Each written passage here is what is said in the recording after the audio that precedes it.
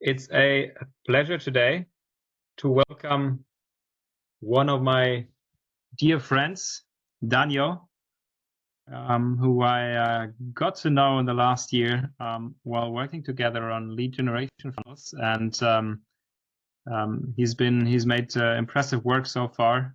He is an impressive CV as well, coming from an education in hospitality that led him to become a country CEO of one of the interesting fintechs in Europe. So I'm super happy that you joined today, and welcome, Danio, today. Thank you so much. Great to be here. And yeah, nice to meet everyone on this call. Perfect.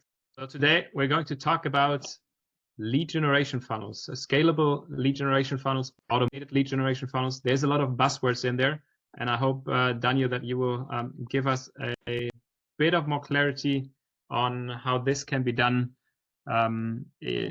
specifically also for B2B service businesses, for IT consultancies.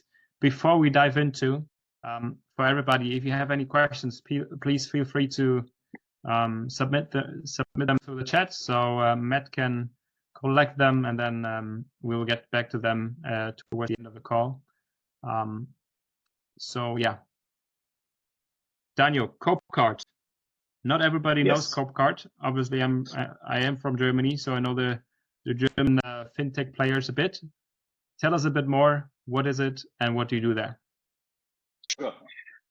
So basically, a quick overview of CopeCart. We are, in one word, I would say we are a sales platform.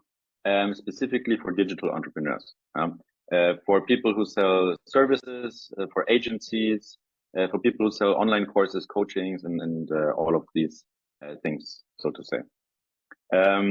What we do is basically what the company aims for is to help our vendors to increase their sales, right, and to scale the business, right, with different functionalities that we have. We have like highly converting checkout pages, for example. We have specific sales features that help you to sell also higher priced programs, especially like if you have a consulting program or a coaching program that goes into like the 4, 5, or even 6 figures, you need to have different financial features that help you also to sell this easier, right, and to make the whole process more smooth for the end user, basically, right.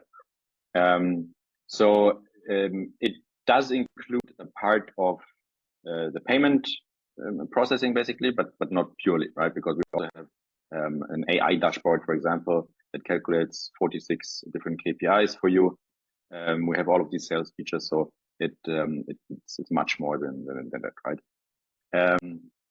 What I do there is basically I'm wearing currently 2 hats. So I, as you said, I lead the expansion for the UAE. From Dubai and for the whole Middle East region at the moment. The company is from Germany, was founded in 2018 in Germany. Then we moved to the US in end of 2022, beginning of 2023. Scaled very, very fast in the US.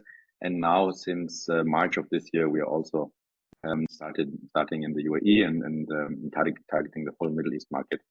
Because obviously a lot of digital entrepreneurs are settling in the UAE and are growing their business from there as well. And my second hat that I'm wearing is the one of the head of so-called academy, the CopeCart Academy, where we basically work with our customers, with our vendors, in order to help them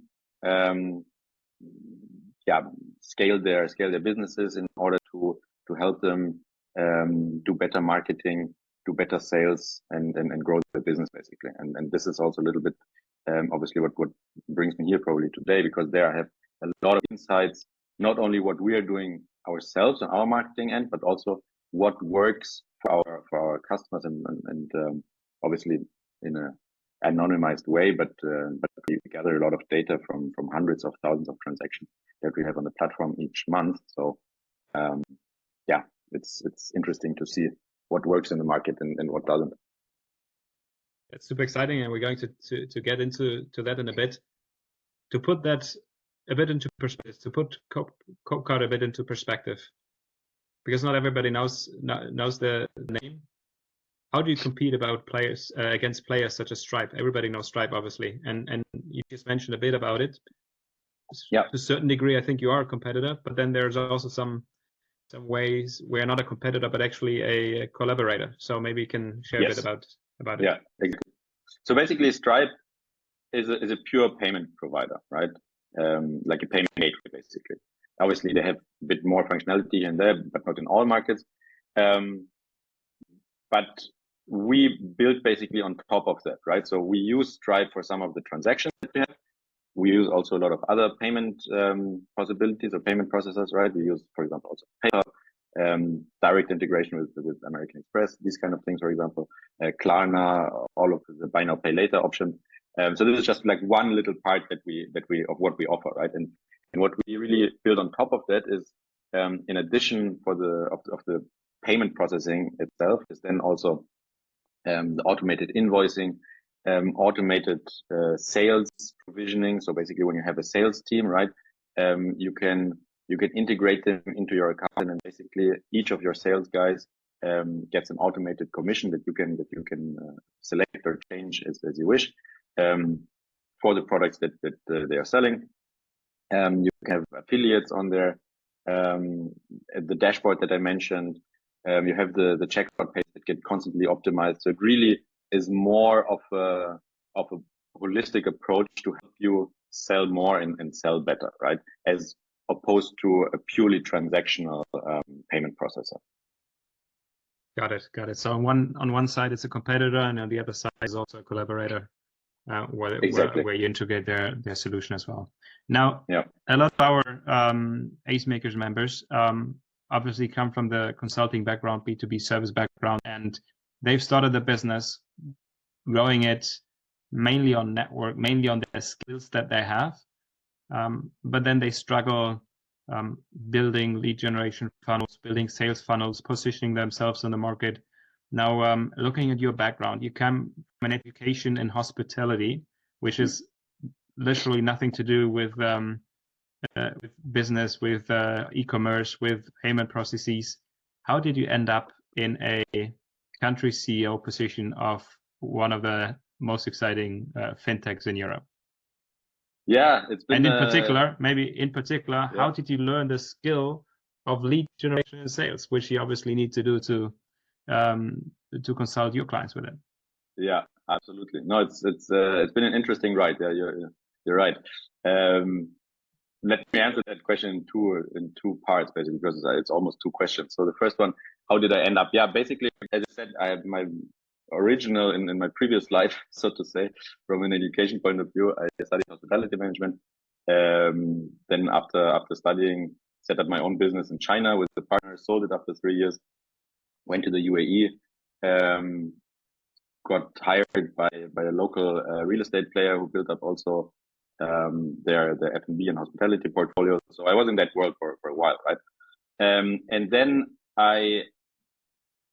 the first turn that it took for me into the marketing world was when I left this corporate job and joined a friend of mine who had an agency, that was still specialized on hospitality industry and then on the F&B industry, but more on a marketing focus, market research focus.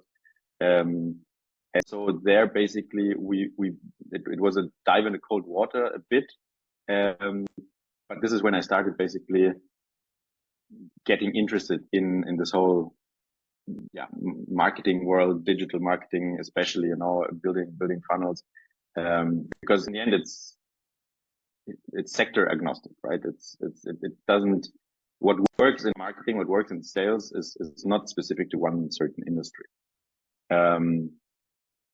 Obviously the messaging and the copy and the way you talk to your customers is very different, but the background, the processes and systems, they mostly stay the same. And yeah, that was basically the starting point of taking my career into that direction. And when I started my MBA a couple of years ago, through another friend of mine, because in the meantime, basically me and my partner at the time, we decided to split up and close down our agency.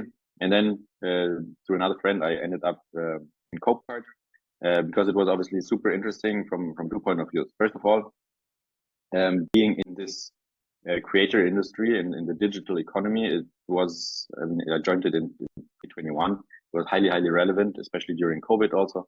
The world was becoming more digital overnight. Everybody had to change, had to really step up their knowledge in digital business models, I would say. This was the one thing that I saw the potential basically of joining a quite small startup at the time. We were, I think, 25 people at the time. Now we are like close to 150.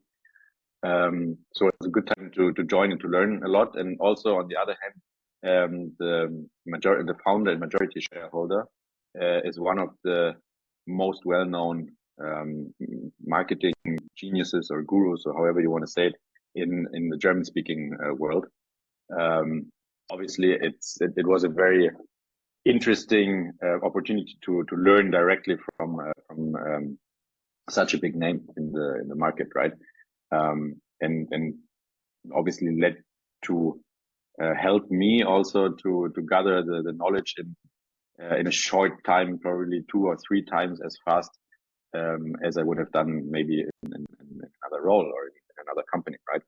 And then one thing came to the other, and basically I just grew organically within the company. And here I am today. That's nice. It's good. Well, when we talk about these automated lead gen funnels, Yeah. I mean, we all know them, right? We all are part of some lead gen funnels. We all get automated email sequences. I guess most of us even have separate email addresses because we already know on which platform, when we set up, whether we need to expect long email sequences or not. But most of the cases, I have the feeling that these email sequences address me as a B2C, as a customer, not as a business. So it seems to be like B2C focus. Is this true, or are there a lot of is like this automated funnel with email sequences also applicable to the consulting world? Absolutely, highly relevant. And email sequences is only one little part of it, right? I mean, in general, what is a funnel? A funnel is, and later I think I'll show a quick slide for that. It's just a way of automating your customer acquisition, right? What is true is that a lot of people that try to set up B2B lead gen funnels are learning from people that are doing it for a B2C world, right? So that's why it feels like they're similar, or they come from the same idea, right? But it is absolutely highly relevant if you do it correctly, because in the end, a funnel is just a means to guide your prospect through the buying cycle, right? And to gain trust on the end of your buyer, right? Which is extremely important, especially I would say in the B2B world, where you need to build trust, where you need to differentiate yourself, and you need to differentiate yourself not only by being cheaper than someone else or offering 1 or 2 more services, but really by creating that emotional level of trust to position you as the best person to do that job, right? And to get the job done. And can you spill the beans a bit more how CopeCart does it, unless it's some secrets that others could replicate here? A lot of people here on this call, they are kind of competing with very big players, and they try to find an angle. And we talk a lot about this, but it is hard. It is something very hard to do in the end of the day. It's like a self-discovery journey. Sometimes we're joking. So could you share a bit more how it could be done? Okay, sure. So basically, let me actually just share my screen for a second here, because I will go into what is called the larger market formula. This is, I think, this slide is the most relevant here. So basically, I don't know, some of you might have seen this already. it's the whole reason why we are talking about funnels and why funnels are important. Okay. What does this larger market formula say? So basically, it means that at any given point in time, only 3% of your audience, of your target audience, are ready to buy. Okay. And so most of the people try to focus on these 3%, right? They try with direct response ads, for example. They try with outbound sales calls, cold sales calls, depending obviously on the market, because it's not legal everywhere. Cold emails, all of these kind of things, right? And they try to go from, hi, I'm Danio, I'm doing this and this, please buy from me, within 1 or 2 emails, right? Or 1 or 2 contacts, which obviously is very difficult to do. And as we see, only 3% are ready to buy, right? And these guys that are ready to buy, they are shopping around, right? They are already looking for a solution. So they are not only speaking to us, they are speaking to probably 3 or 5 of our competitors, right? So here, and this is why it says also our competitors' focus is here. So it's very, very difficult if we only rely on this 3% and only target them to build a sustainable business, right? So now where do the sales funnels come into play? It's basically on the next 37%, right?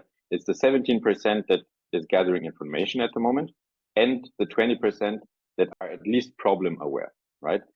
The 60% of unaware people, I would leave them out at the moment, because obviously it takes much more time and more money to convert them, right? But what we have to do here, with these 37%, is we have to get into their head as early as possible, right? And this is really where the sales funnel comes into play, is basically getting that first touch point with them and then keep following up, right? And keep following up means not sending them like a sales email every 2 days or something and say, please buy, please buy, please buy. But following up means having ideally an omnipresence, right? This is what we're always talking about in marketing, which is not as expensive to achieve as many people might think, right? But it's basically to give or have a touch point with your product on many, many different platforms, right? This might be LinkedIn, this might be Facebook, this might be Instagram, this might be direct email, this might be a call, this might be, I don't know, Twitter, this might be a webinar, there's many, many, many different ways. So, and we're going to look at it in a second also. There's no right or wrong way when it comes to funnels. But the important thing is to understand that I don't build a funnel only to convert someone immediately, but really to position myself, to build my positioning, to build my brand, to build trust with my prospect, and to give out information in advance, in order to build that trust. Does that make sense? It does. However, Matt already mentioned the difficulty, and sometimes you talk to people or you see ads that make it look super, super easy. And I also had this experience where people said to me, well, you just need to reach a level of revenue and then you start paid ads and then the leads are coming to fly in. And whenever I started with paid ads and trying to build this funnel, it was super difficult to actually make it running. It was not that easy as everybody said. And also when you talk about it, it makes sense in theory, but I could imagine that in practice, in reality, it's much more difficult to actually find the sweet spot that the funnel is actually working automatically.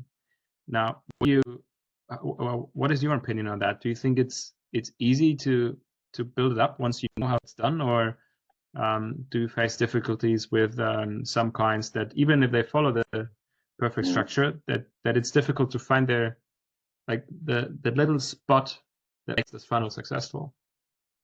Yes. So basically, there's different layers to that question as well. First of all, like many things in marketing, building a funnel is simple, but not easy. So it means like it's simple because it's the steps it can become clear quite easily, but it's not easy to basically get in touch with your prospect at the right time and get him in the right place of fun, right? Now, what you just said is also you're linking a funnel directly to paid ads, which is not necessarily the case, right? If we just go back here, 1 second, actually, so a sales funnel does not always need to be paid, right? It just means, okay, I'm getting in a touch point with my prospect, which can be with organic social media also, for example, which can be just by building a personal brand on LinkedIn, right? And having a call to action to my email list or something, right? Every third post that I do, which can then lead to my landing page or my blog, right? And then I can send emails before. Then I can have systemized follow-ups when someone already put the contact details, and then in the end is the sale, right? So it's not necessarily that a sales funnel relies on paid ads. Yes, in many cases that's true, and it speeds up the process, I would say, especially if you don't have a big audience. Right? So obviously, people that have spent time 2 or 3 years to build the personal brand or the brand for their company will have it easier to do organic outreach than someone that just starts with a new company, right? So then obviously you need to put some money behind it to build a funnel like that. And I think that's exactly the spot or the problem that you were just talking about, is to understand at which part of the funnel basically we're starting and how do we get the traffic into the funnel, right? Which is difficult, yeah. right? It's difficult. Yeah, it's not easy, but this is the part where it comes to testing basically. And this is a key thing in marketing in general, is that you can come up with the best hypotheses, but in the end, the only thing that will bring you forward is rapid testing, right? In order to be able to find that sweet spot.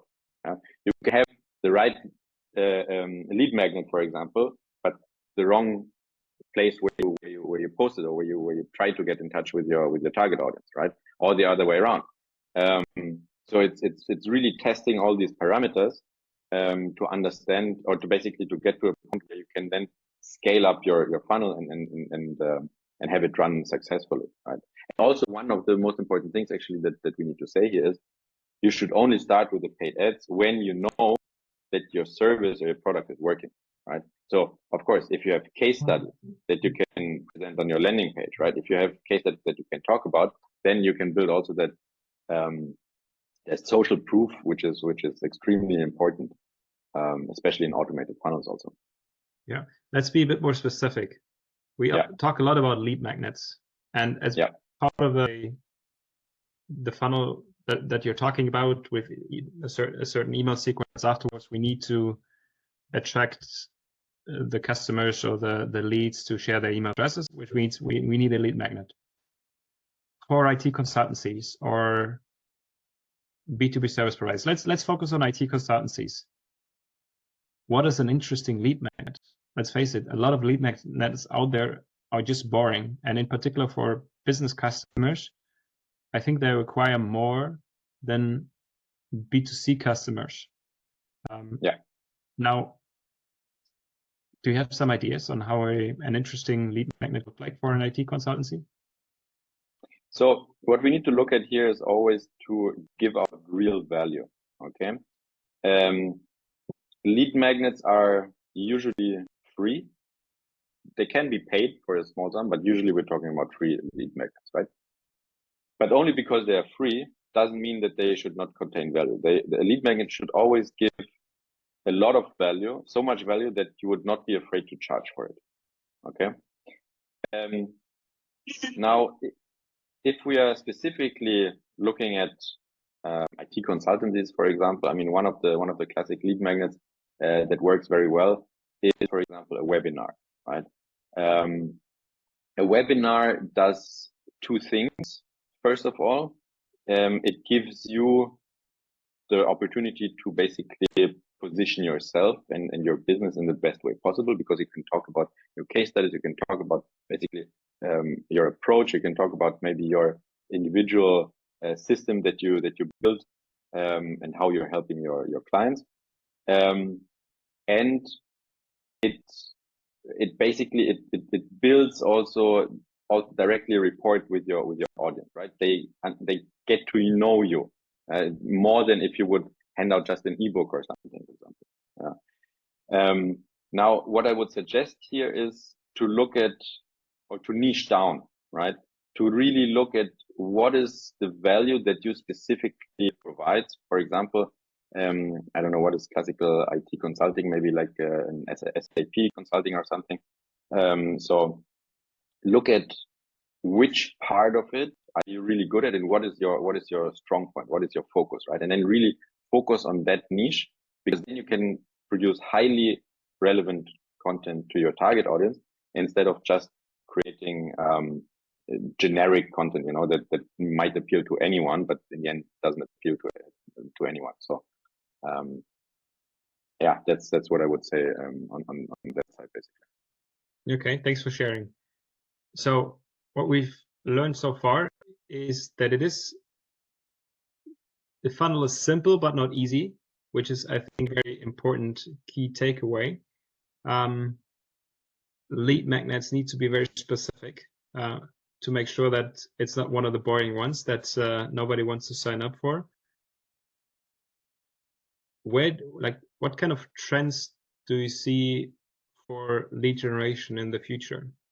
Do you have within your role at CopeCart, do you sometimes research that? Do you have an idea on how things might develop? Because it seems like this email sequence funnel has been there for quite some time, and it would be interesting to hear how this could change in the future. Yeah. To maybe adapt to it early on. Sure. So one thing that I think will happen a lot within the next 1 and 2 years is that we're going to see a lot of, excuse my French, shitty content. Why? Because people are getting lazy and start using ChatGPT for everything, right? Which is not wrong. Obviously, you can use AI tools to help you and to structure your content and everything, but there will be a lot of people who then don't put in their own thoughts. So they just say, hey, ChatGPT, just write me 5 emails for my next, for the email sequence that is about consulting XYZ, right? And this will be so generic, and basically a lot of people will do this. And so what will happen is, because of this mass of mediocre content, basically, it will make it even easier for the people who actually put in the work and use their brain also to stand out and to really create something of value for the prospects in the end, right? So I think that's something that is definitely going to happen, and we see already the first directions the first outliers of these of this direction already. If you go to LinkedIn, for example, I would say, like, if I go to my feed, probably every third or fourth post is written by ChatGPT in some shape or form, right? And it sounds very, very similar always. So this is something it's more about a change in the content itself. Do you expect any changes in the systems of the funnel? It develops with the platforms, right? I mean, one thing is, I would say email will never die, because it's still the best performing marketing tool at the moment, right? If you create or newsletters, sorry, I mean like automated email sequences, yeah. Like to people in your list, or yes, to people that you have on your list, and when you to nurture that list and to develop that list, right? Because with everything else, you are relying on a platform, right? If you have a Facebook group, if you have a LinkedIn group or a LinkedIn company page, whenever the platform decides to change something, or maybe it doesn't exist anymore one day, then basically you lose your ability to sell to your audience, right? But the email audience that you're building is yours, it belongs to you, and you are basically in your subscribers' inbox regularly, right? So that's why I don't think email will change, right? I don't think it will go anywhere. But yeah, that's just one part of the funnel, right? Not every funnel needs to have also a huge email sequence. I saw before. If I just share this again, just let me. Oh. And then after this, if I can just add a few more questions from the audience. Sure. Yeah, absolutely. I will just share one thing again. So basically, what we have here is email marketing is only one part of the whole funnel, right? It might be that you're going through your blog, right? There's a lot of highly specialized blogs that are performing very, very well since years and years, and they don't have a great design or anything, but it's just because they bring together a community of people that are looking for one specific thing, right? And then you can follow up in a different way. Another thing, just before we go into the next question, what I wanted to show is basically that funnels don't need to be very complicated, right? I mean, funnels can be very simple. You can send out an email, or you can bring people to your website. Then you go to an opt-in page, and it's the confirmation, right? Or you can have very complicated, like this, for example. This is like a webinar funnel that we had in CopeCart, right? Where we ran Facebook ads and our affiliate program. We brought people to a landing page. On that landing page, there was basically the whole benefits of what they will get in the webinar. Then this would the button, the CTA, the call to action button, would lead them to a webinar registration page, which then show them the thank you page. The confirmation goes directly to our active campaign, which is our email provider. Then we have a couple of pre-framing emails with some videos that basically hypes the audience. Reminders for the participants. Then we have a live webinar, and then we have the sales page from a pitch that we do in the webinar, right? So obviously this is like a highly built out funnel that takes a lot of time to set up properly and to test, because each of these parameters needs to be tested, right? It's like, okay, which ads perform well, which landing page performs well, what's the copy, we need to A/B test it. The registration page, there's so many things that can be optimized within this funnel, right? But what I want to say is you don't need to start like this, right? You can start like this. At the beginning, the simpler the funnel is, the better it will probably perform for you also. And Daniel, just a few quick questions from the audience, if I can jump in with that. Maybe Alex, you go ahead first, and then Jacob after, because you were first. Maybe you can just unmute yourself and just ask your question again from what you posted here. Okay, great, thanks. I guess that was me, right? There's more than one Alex now, so okay. So how do you systematize A/B testing? We always say, we need to do a lot of A/B testing. We all look at that. We're thinking about, a lot of money, a lot of for each nodes. So how do you have your decision making into saying, where do you stop? Where do you establish it's enough money or a budget, for that? So you mean basically a budget that would be sufficient to lead you through the testing phase until you have a working funnel? Yeah, and if we don't talk about money, because everybody has different means, how do you stop the process and say, we've done enough testing basically, and this is what should be done? The quick answer is never. You never stop testing, because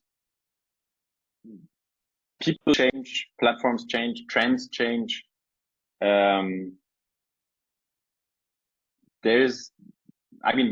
me give you a recent example, right?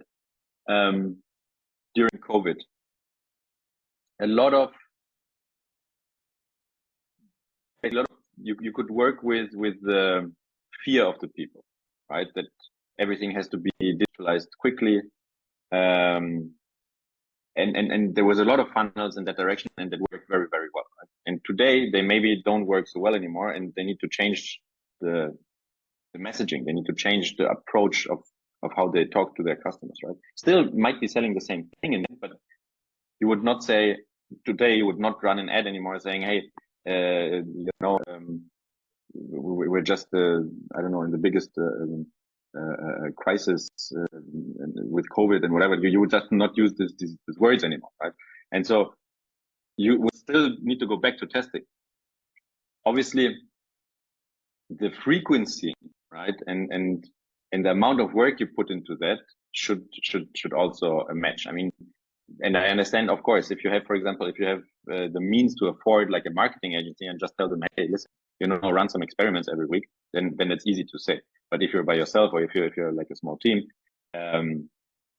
maybe you should have specific hypotheses that you put up, and then you test against them, right? So it doesn't mean like you should now every week change the color of your call to action button on your website, right? Which probably doesn't make so much sense. But what makes sense is, and something also that you understand, the longer you are in business and the longer you speak to your customers, is the type of messaging that works for them, right? You will learn it by the feedback that you get from them. You will learn it from comments that they make, that where they say maybe, this and this worked very well, but I would have also wished, if we could do this and this and that. So as you see, the long answer would be a very long answer, because it's up to you in the end, right? If you say for yourself, you need, I don't know, 3 new clients a month in order to have a sustainable business, and you build a way to get 3 new clients, then happy days, right? And that's perfect. And then maybe you set another goal for next year. Now you need 10 clients a month because you hired a couple of more people, right? And then maybe you need to change something in your funnel, and then you need to go into testing again. But it really comes down to how you see your business growing and how you see developing your business, basically. Yeah. I hope that made sense and helped a little bit. Yeah, I was paraphrasing in my head as you were speaking. I'm thinking, if I do it on my own, if I rely on myself, I'll never stop. I'm going to overdo it, and I'm going to be like, non-ending testing and never being satisfied. But what I was hearing while you were saying is that if you listen to your client, if you're niche down and you say, all right, these people are responding, these are the people I want to see every day on calls, I'm going to stop here, right? Yeah, exactly. Yeah. And I will just move to the next one, just to be aware of the time that we have for each of the questions. Jacob, do you want to unmute yourself and just go ahead next with your question, and then we're going to move to Eman? Yeah, sure. My question is more around what would be a good budget range for, let's say, that company that's doing this funnels themselves, or just getting it set up for the first time. What would be a good budget range for, let's say, they have like a team of 3 to 5, small firm. They're just wanting to get these set up. They've got the case studies, they've got the social, small social proof, but now they want to make that into more of a system. What would be a rough budget range that they should be targeting? So there's several parameters that come into play here, right? So, for example, one big deciding factor is, do you have a large or small organic audience that you can already cater to, right? The larger your organic audience is that you are already engaging, obviously, the less of a budget you need from the beginning. Second of all is, where is it most likely that you will find your customers, right? Because different platforms will have different pricing. So, for example, LinkedIn is extremely expensive when we look at a cost per click.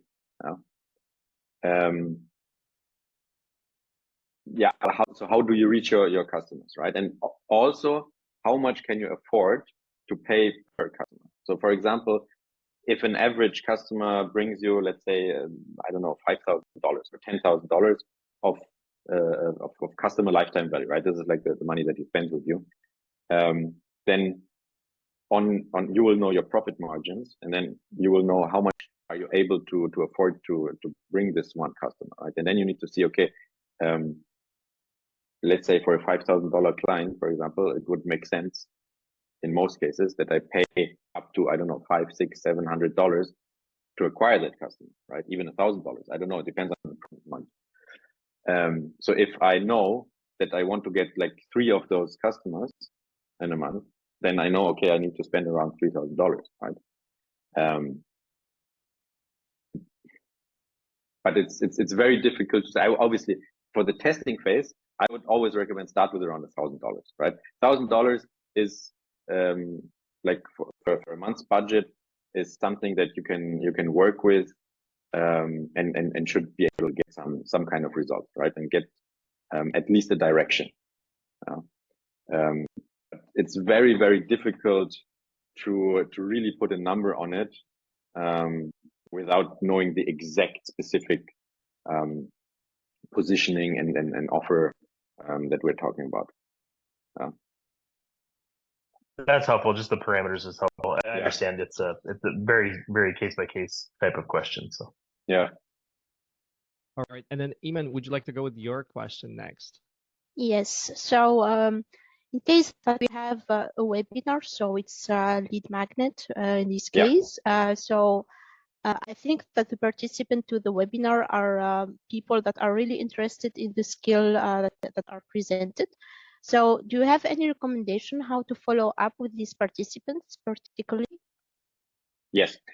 So there's different ways to do that, right? So first of all, if you're running a webinar, in most of the cases at the end you will pitch your product or your service, right? So then you would have a direct like Calendly link or something where they can book a call with you. This is number one, right? So this is for the, again, if we look at the larger market formula, this is for the 3% that are ready to speak for you.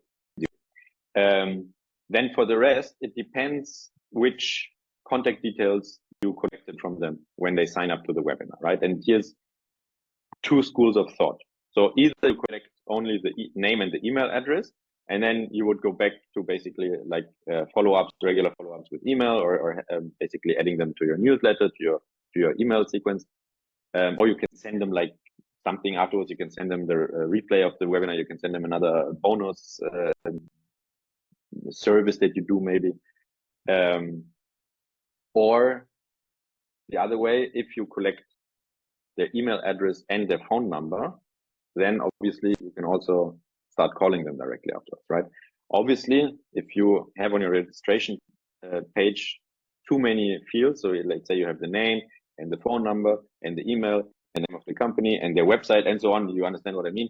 It's like the more you ask from them, the higher the dropout rate will be, right? So because people don't like to give out all their details, right? So I would probably leave it at just asking for the name and the email and the phone number, depending on the region that you're targeting, because also there's big differences. So for example, if you're more in an English speaking world, saying like it's either in the US or in the UK, it's more okay to ask for the phone number. In German speaking world, for example, it's a no-go, right? So it really depends where your target audience sits also.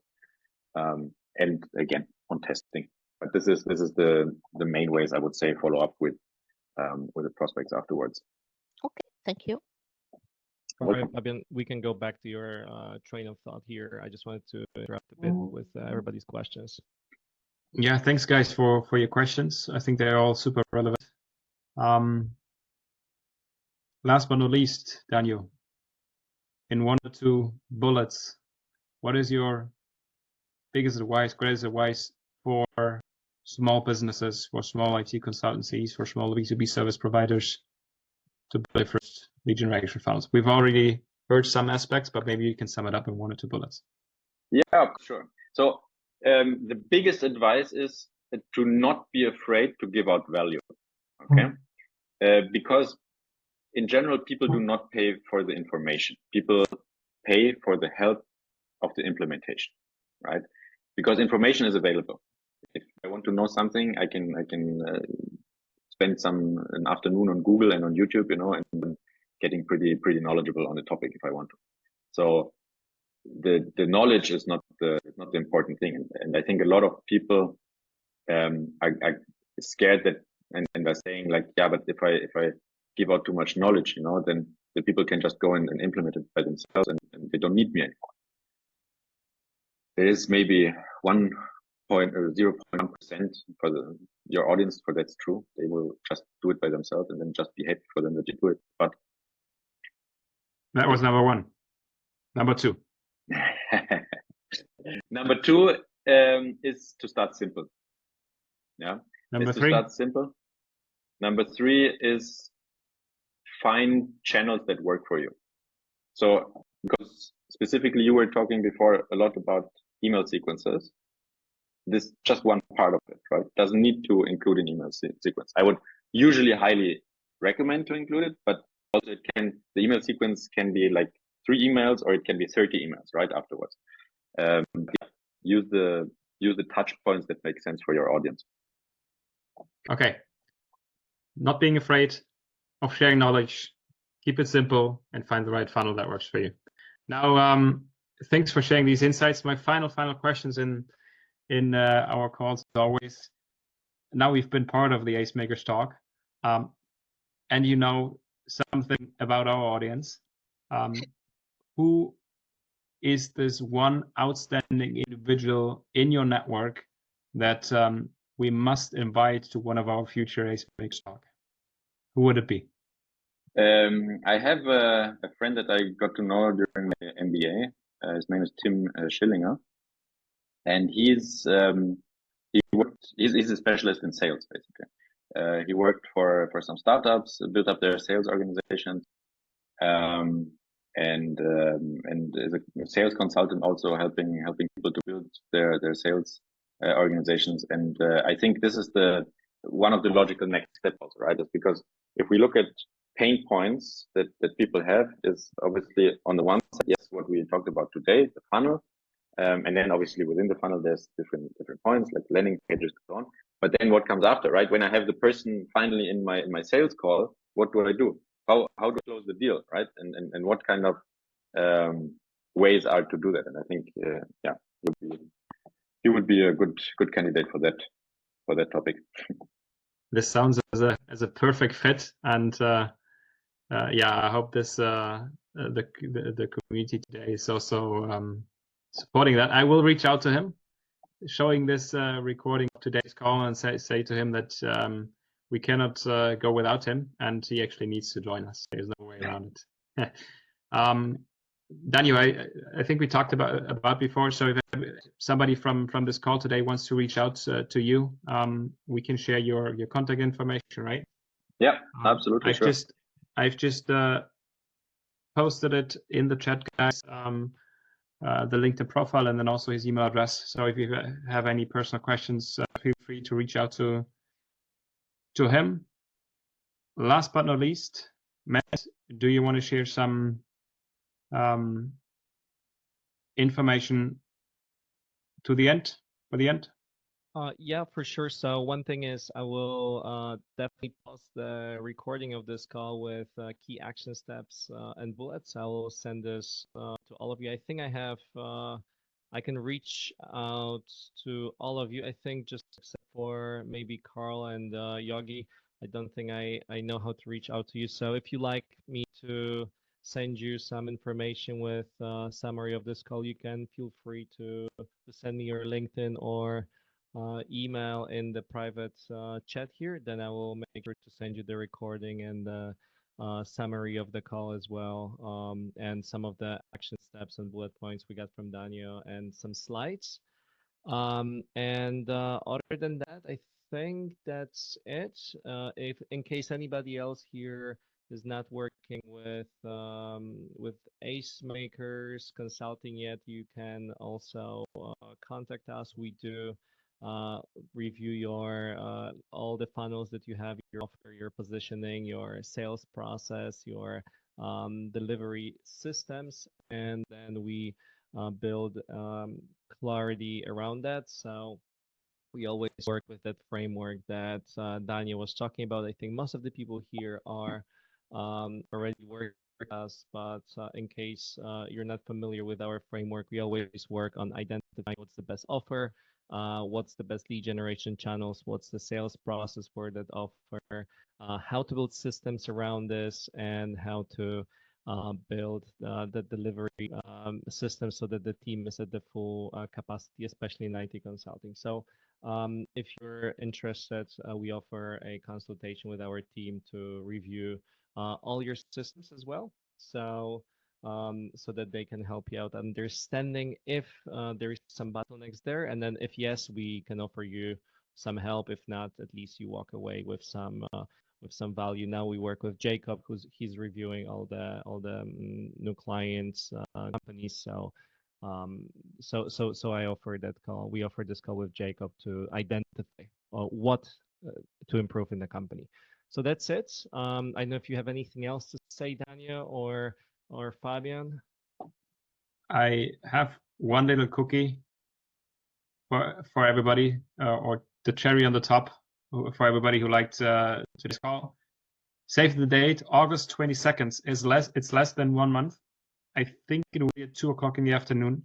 We will host the next AceMakers talk. We have a guest there. She is a founder of a PR agency in Germany,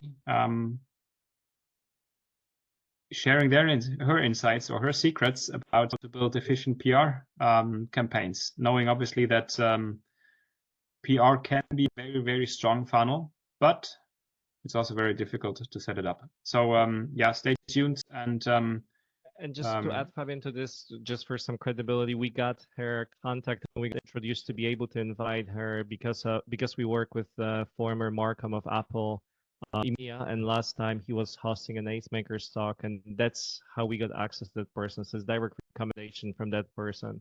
And she knows all the strategies and getting into magazines like Forbes and all those credibility things that are a little bit cliche, but they help. So that's essentially some of the things she's able to share with you on the next call.